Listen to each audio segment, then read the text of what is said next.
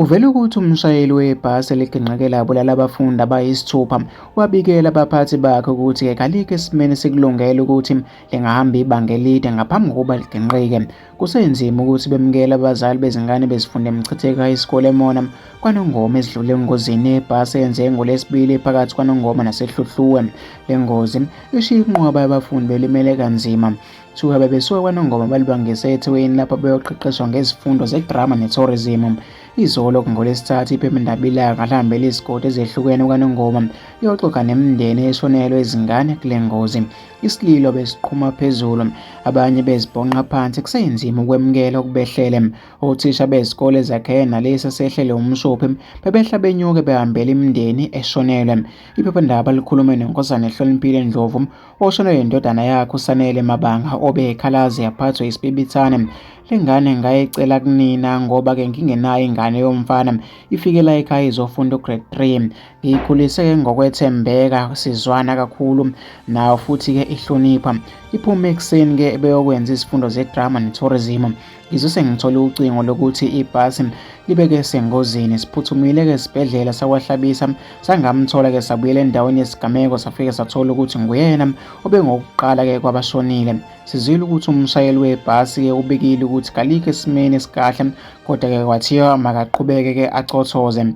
Esho umnumzane Mbhekeni Cebekhulu oshonelwe indodakazi yakhe uthi lokuqala u-Aphiwe Cebekhulu neminyaka 16 obefunda ugrade 10 utshela iphephandaba ukuthi ufe lwembiza ngendodakazi yakhe.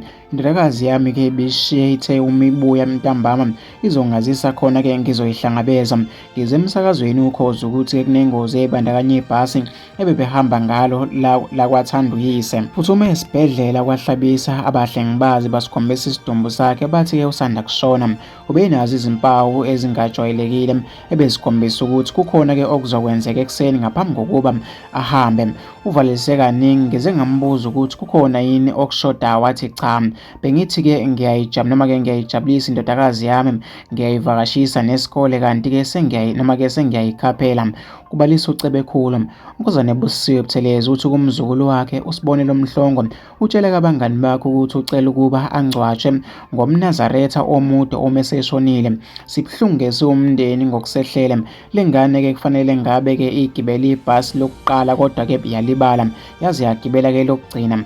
Leli-ke libe sengozini. Ube umfana okhonza ingoma esikoleni obebizwa-ke ngejongo. Usizwe-ke nabangani bakhe ukuthi-ke uke wathi ufuna ukungcwatshwa-ke ngomNazaretha omude, hhayi-ke omfishane njengoba ekhonza kwaShembe. Uhlangothini-ke lwabasebuhleni oluholwa yiNkosi uMduduzi Nyazweli Zulu Shembe, umndeni-ke wakwaNdwandwe oshonelwe noma-ke ngumakwande Ndwandwe eminyaka 17 uthe kwenzeka lokhu nje bebekade-ke benze umcimbi ekhaya. Uthi-ke kawazi noma-ke lo mcimbi abawenzile bonile ngawo. Elandisa-ke iphephandaba umnumzane Sipho Manqele oyisihlobo somndeni wakwaNdwandwe uthe ngale mpelasonto bebenze-ke umcimbi wenhlambo nokugeza-ke amantombazane. Bekuhlatshwe-ke izinkomo ezimbili. Sizwe emini ukuthi kunengozi, sifike esibhedlela bamhlonza-ke njengaseshonile. Kuyasithusa ukuthi-ke sekungenzeka into embi kangaka kade-ke senza umcimbi omkhulu kangaka, usho kanje ukhulumela umnyango wezemfundo KwaZulu-Natal umnumzane Mahlambe.